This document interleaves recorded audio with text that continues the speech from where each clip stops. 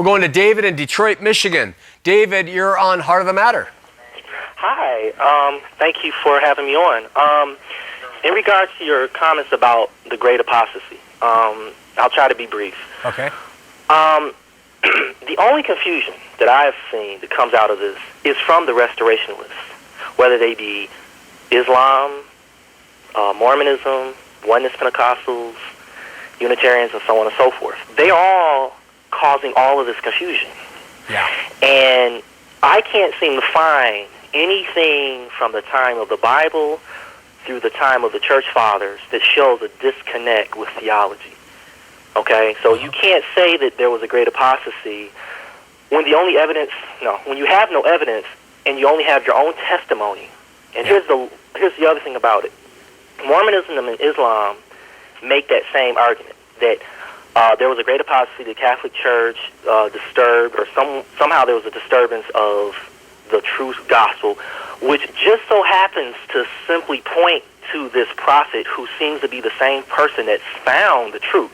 Right. It's like a form of self-aggrandizement, like an ego gone amok. Yeah. And that's so contrary to how, for example, in Luke, in Mark and John, they don't talk about themselves. Mm-mm.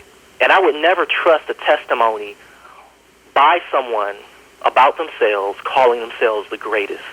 Yeah. You see what I'm saying? I do. And that's a really good point. Yeah. And because, the people we have a lot of information about church history, and you're right, there is nothing in there about this theological schism that destroyed the church entirely. And you also make a great connection between Islam and Mormonism and all the isms. So, great point, David. Can I just make one more? Yeah. Okay, in Jeremiah 23, it seems to talk about Mormonism and Islam, but let's just say Mormonism, especially verses 30 through 34.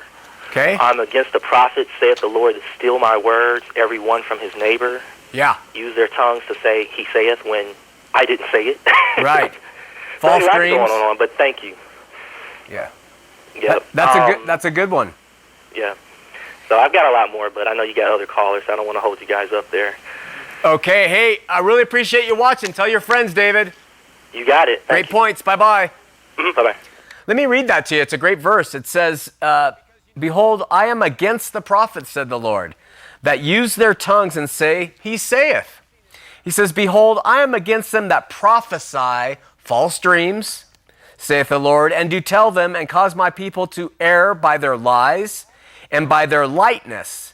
Yet I send them not, nor commanded them. Therefore they shall not profit this people at all, saith the Lord. Not profit the people at all.